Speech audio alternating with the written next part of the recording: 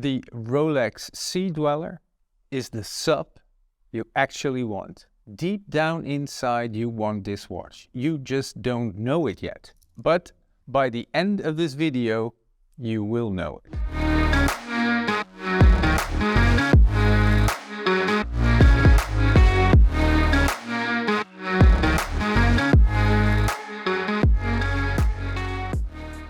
Okay, the Rolex Sea-Dweller.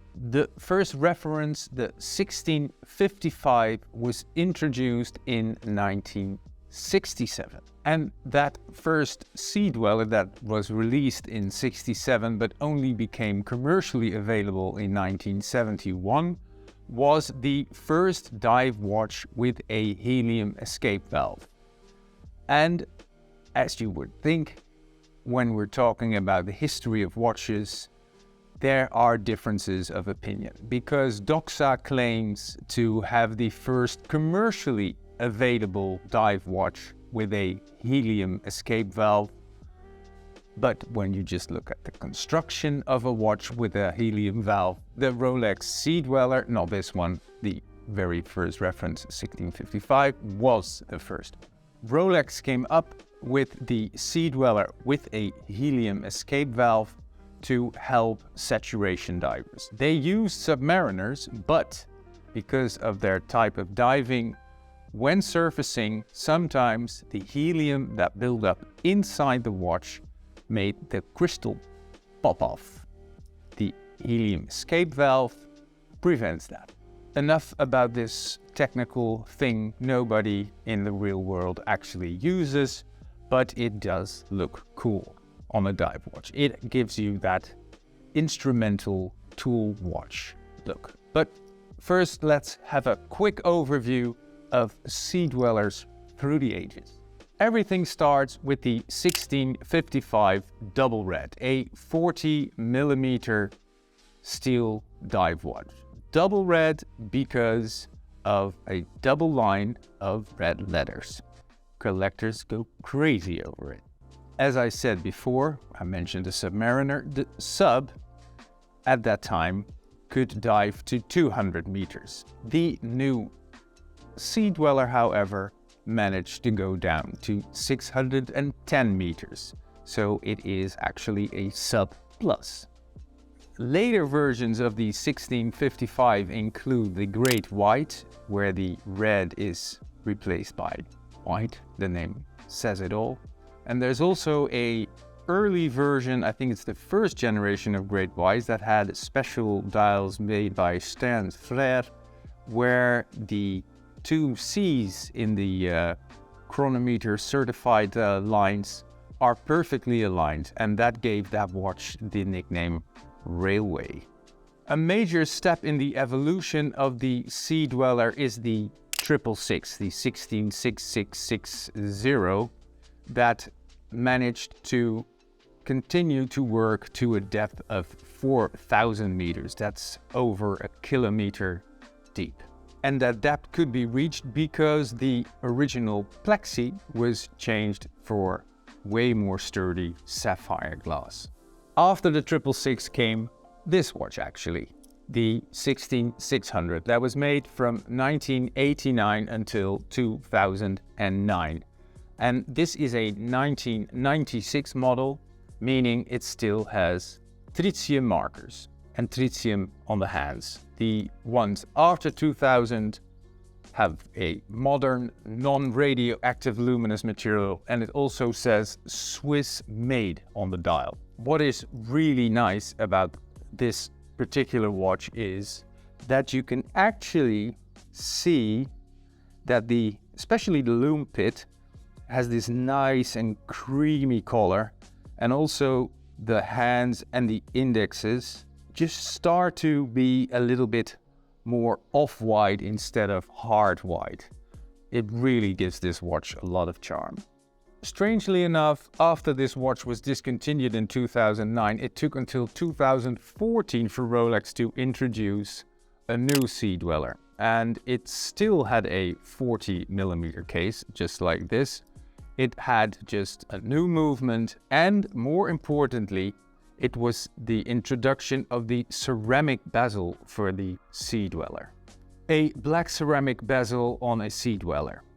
Like it or don't like it, it is logical Rolex evolution. They think that a ceramic bezel is better than an aluminum one, and so they produce it in ceramic. What do I prefer? This one, but Rolex doesn't care about my opinion. What is interesting though is that the particular first Dweller with the ceramic bezel was only in production for 3 years. So it is kind of an oddball. 2017 was a big year for the Sea-Dweller. For different kinds of reasons. Well, first of all, it was the 50th anniversary of the model, and Rolex celebrated it with a new model. And it was also big because the Sea-Dweller went from 40 to 43 millimeters. There are some strange things on that watch, the new one, the current one, and some logical ones. The red letters, for instance, are a sort of retro touch you would expect from Tudor and not from Rolex. They clearly are inspired by the very first 1655, although this one has a single red line and not a double red. And the other one is, of course, the introduction of the Cyclops on top of the crystal of the Sea-Dweller. And I don't think it's the change in size, it's the introduction of the Cyclops that had most people wondering and debating the watch. Does it fit the Dweller? Well, the thing is, it never had a Cyclops. So we were very used to having this watch that more or less looked like a sub, but had this one thing missing that actually made it more special: a date without a Cyclops. The reason for the absence of a Cyclops on a Sea-Dweller was technical, was always technical. Rolex just didn't have the means and methods to glue a Cyclops on a watch that was meant to go down 4,000 feet. But they solved that problem, and in logical Rolex evolution, if you can make something better, you do it. If you have a normal hairspring and a silicon one is better, you make it in silicon. If you can finally put a Cyclops, which is a better way of reading the date on the watch, you add that Cyclops. And so the ceramic bezel and the Cyclops are logical forces of nature, I would say, that you can be against or you can applaud it, but there's nothing you can do about it. It's Rolex evolution. I also have to point out this one modern Sea-Dweller that is in the current collection, and that is the steel and gold version. Just have a look at it. And that is maybe one of the most puzzling watches, that and the Explorer 1 in steel and gold. I mean, you have this historic tool watch that was used and made for saturation divers, and then you produce it in steel and gold. It's just really weird, but this is a sidestep. Do I have a favorite Sea-Dweller? Well, yes, I do. I have two, actually. The first is, of course, the very first, the original reference 1655 double red, because that is just a stunning watch. The second one is the 16600. And then the one, of course, before 2000 with the tritium, because it feels like a modern watch, but has this slight retro vintage appearance that is just to die for. Are you still thinking about the sub? Getting a Submariner instead of a Sea-Dweller? I don't think so, but if you do, I can also give you a more practical reason why you should get a Dweller instead of a Submariner. Let's talk money for a bit. Not only is the Sea-Dweller the sports watch for connoisseurs, for people who really know their watches, it is also the watch for bargain hunters. Let me use the modern sub as a reference.